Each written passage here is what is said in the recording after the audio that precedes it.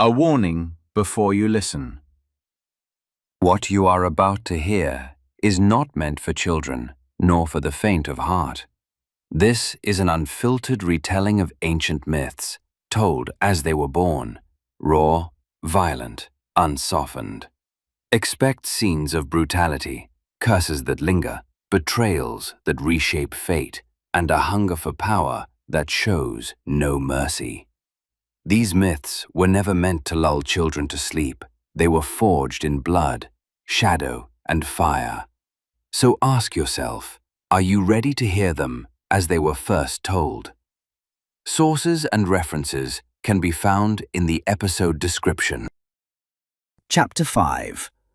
From the Epic.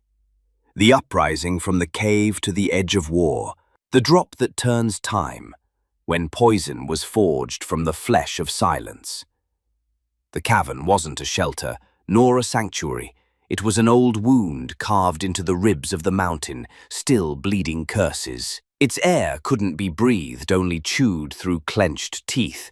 Its darkness wasn't a lack of light. It was an open mouth, waiting for you to feed it your first thought of betrayal. Metis stood there. She didn't look like a sorceress or a healer. She looked like a murder author, composing the final chapter with fingers that had never trembled.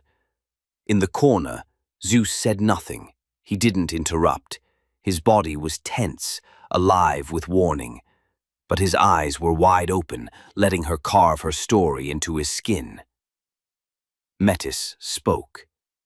Her voice dripped words, as if each one had to hurt before it could be understood. Everyone who's ever tried to bring down tyranny, she said, came wielding a sword, and was buried in a grave. But me, I carry a vial. It opens the bellies of kings without spilling a single drop of blood. She reached into a stone basin and scooped a handful of ash. It had no scent, no color. "Do you know what this is?" she said. "These are the remains of children who never got names, infants who died staring at their father's mouth, waiting for it not to close over them." She poured the ash into the bowl. Then came a strand of hair, colorless, not black, not white, forgotten by time itself. "This," she whispered, "belongs to a mother who cut off her own dream with her own hand. She bled in the night and didn't scream, because screaming back then was betrayal."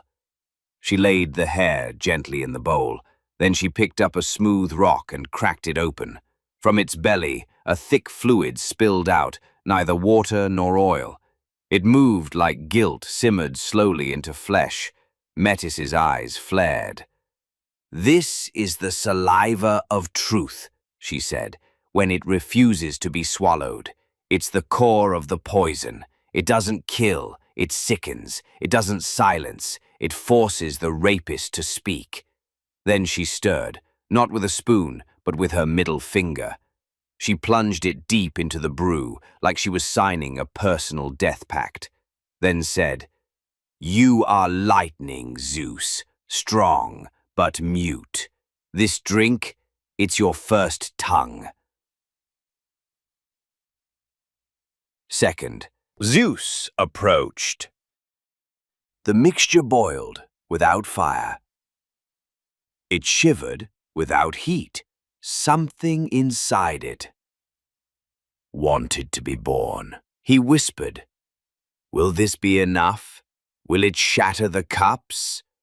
Will it force out the swallowed?" She answered, "Blood builds graves, but this drop, this opens the executioner's mouth and forces him to give birth to his victims through his throat." She then dipped her whole hand into the bowl and pulled it out. One drop clung to the tip of her fingernail. She raised it close to his eyes. "This," she said, "is not to be drunk. It is to be endured, because it doesn't kill the king. It humiliates his name. It splits his throne from within, like a child tearing its mother's womb, refusing to be aborted." Zeus didn't smile, but his forehead burned. The brew had already begun to ignite something under his skin. He said, make the rest. I will carry it to him." Her voice sharpened, now clearer, now colder. "Don't offer him victory. Offer him vomit. Don't slay him. Make him spit himself out before those he once deceived."